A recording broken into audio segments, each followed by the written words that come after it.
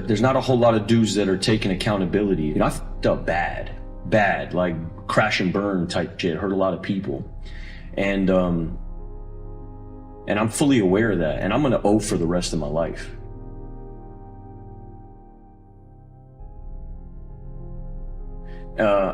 The way that I felt about craft and life in general was, I don't give a what you think, you know? I don't care what you think about me. I had come from an environment with very little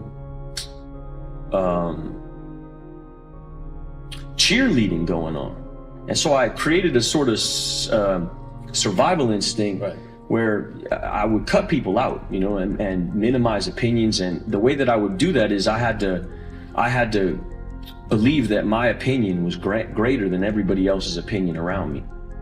Man, we got to get to the root of what the f is going on here. You know, something wrong with you. You know, let's get well. I wasn't listening to no therapy. I had been therapized my whole life that it felt like, you want me to focus on the problem? Well, how am I gonna hack this focusing on the problem thing? And how am I gonna find my way back to this hustle so I can get back to my ego? Because really all I cared about was my ego. I didn't give a fuck about getting well. You know, it was all about get well for you. Get well for the camera. For me to experience ego death, you can't run no more. You gotta let go. You gotta let go in full. And I wanna get in my car and I drive up to Utah. I'm in Utah for 3 months. And while I'm in Utah, they take my cell phone from me. And if they didn't take my cell phone from me, I was never gonna be able to deal with what I needed to deal with. I had never known how to pray because I could never cultivate silence. I had no absence in my life. Every unforgiving minute was full of some scroll or some more like ego feed, constant, non-stop rotation of this ego thing and that ego thing, and just constant fulfillment of like my own personal desires. And they took my phone from me. And just for that reason alone, I would urge anybody to go this route if you're in a situation like mine, just to get the phone out of your pocket. And what that gave me was time to like really assess what had been my operating systems, what had been like the motivational force in my life, which was always me. It was always ego. It was always even the smallest decision to even go into everything. Food, everything was ego. Everything was ego. I would eat that not because it tasted good, but because it would do this or do that, you know? And when do you become a man? When you get a driver's license? Like, what do we do? You're 16, we give you a driver's license. Okay, well, like, you get a job?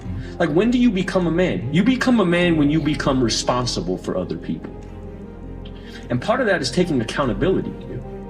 I grew up in a culture that told me going to war made you a man. Going to prison, coming back makes you a man.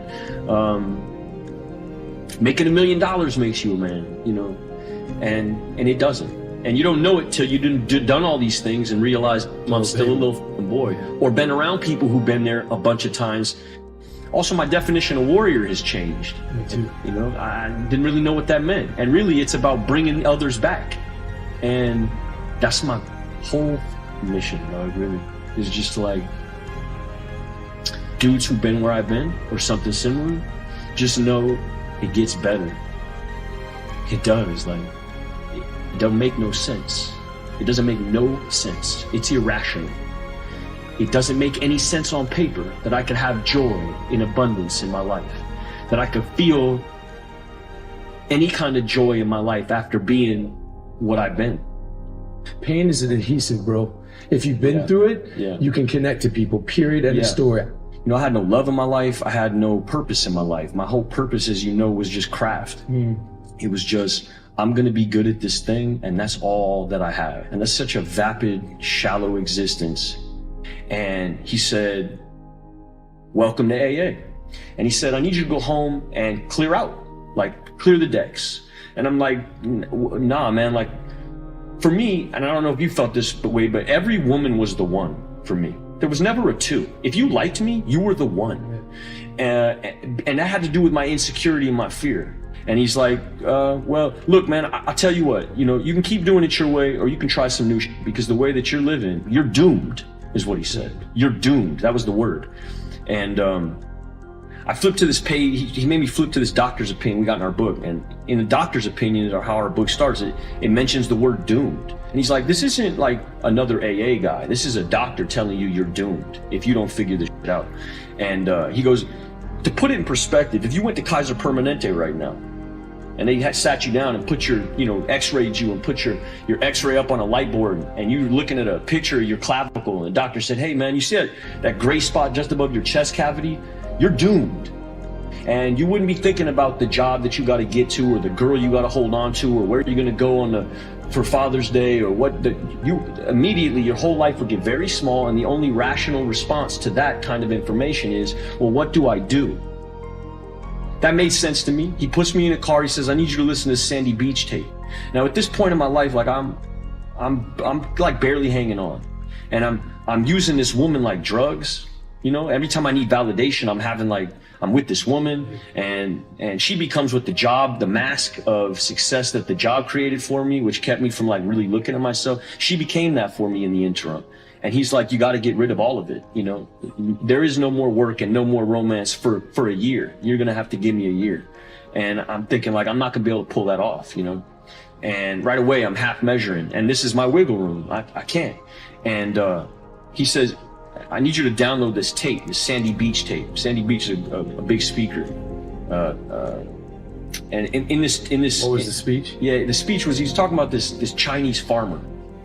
And this Chinese farmer and his son, they're picking radishes about the ground. And they don't own the land that they're farming off of. And they're barely subsisting. They're giving 70% to the landowner. They're living off of 30% of these radishes.